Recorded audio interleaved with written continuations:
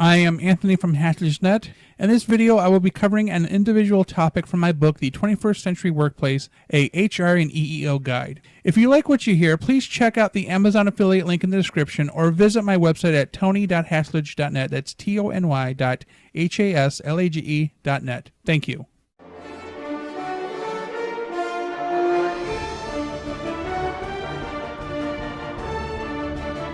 I am Anthony from Haslage, and today we're going to discuss hiring and firing.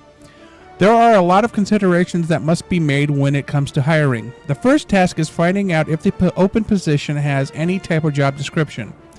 A job description usually includes such things as the position's full title, duties, responsibilities, and any specifications that the applicants will need to know in advance of applying.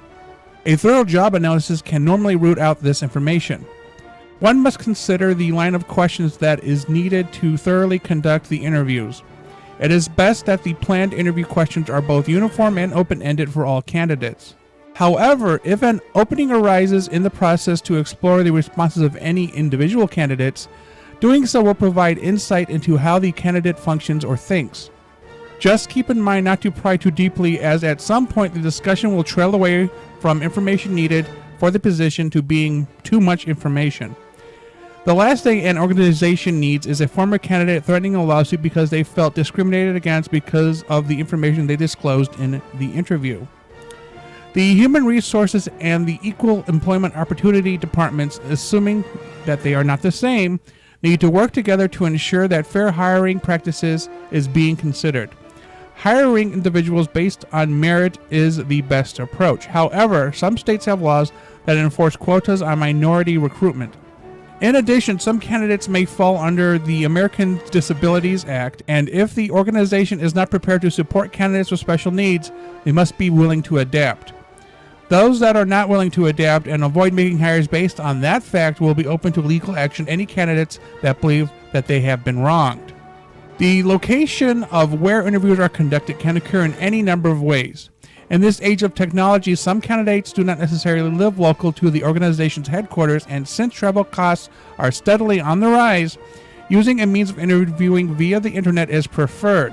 While most organizations still prefer in-person meetings, internet-based interviews are convenient, inexpensive, and allow candidates to feel more relaxed during the interview process. For those that do prefer in-person meetings, they need to be conducted in a visible location. The old method of interviewing individuals in the walled-off offices and no witnesses can allow unethical individuals a means for legal wrangling. It is often recommended that interviews be conducted in an open conference room or cubicle space.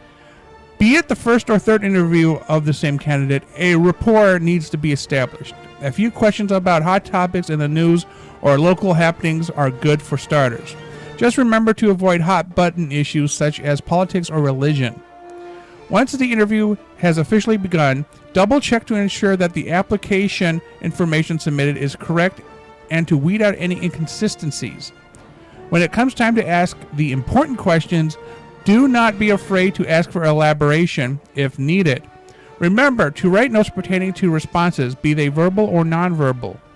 If by the end of the interview there is an idea either way on the possibility of hiring the individual, let them know. If the decision will take longer, remember to issue a statement to the candidate in one form or another once the decision is made. If the candidate was pleasant and could possibly fit another position, encourage them to apply. Otherwise, take the opportunity to promote the organization and thank them for their time.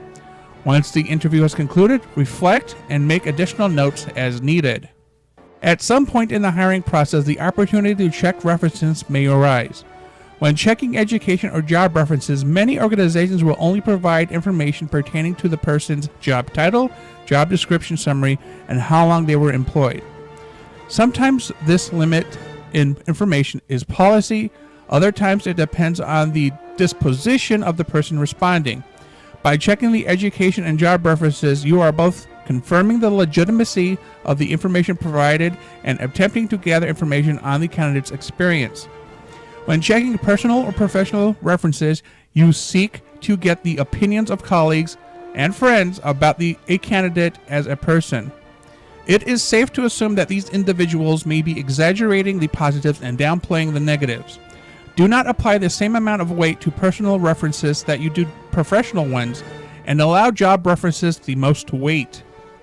Once all of the relevant data is gathered on each of the candidates, use a fair process to select the best candidate for the position. The preferred and possibly easiest method is a double-blind evaluation. Two individuals uninvolved in the hiring process weed through the mass of data without names or any demographic information and select candidates purely based on merit, ranking each accordingly. This ensures that no one can argue that the process was somehow tainted. If and when a candidate is selected, inform them and allow time to respond to accept. If they accept, inform the other candidates that they were not selected. If they do not accept, contact the next ranked candidate. Either way, do not inform anyone that they were not selected until someone accepts the position. On the plus side, firing an employee is a lot easier than hiring one in most cases. Sure, there are those cases where someone loses a job due to a reason that has nothing to do with them, but that is not something that is being covered here, as those reasons are typically straightforward. If an individual does something wrong, as long as there is proof and there is a clear rule against the action, they can be fired at minimal detriment to the organization. Many other states in the United States fall under employment at will. This means that employees have the right to apply, quit, strike, or simply stop working, and employers have the right to hire, fire, or lay off employees for any or no reason. However, organizations that fire without a good reason may be forced to pay unemployment insurance or find themselves in court. Thanks for watching. Remember to like and subscribe. Thank you for watching this video. We would also like to thank our contributors and patrons for supporting this video. If you wish to add to the discussion, post a comment below. Please remember to like, subscribe, and check out our other videos. Thank you for checking out our content. Before you leave, please remember to click like and then subscribe. If you want to receive notifications, do not forget to enable them by clicking on the bell. Then afterwards, check out our social media at HaslageNet and our website at haslage.net.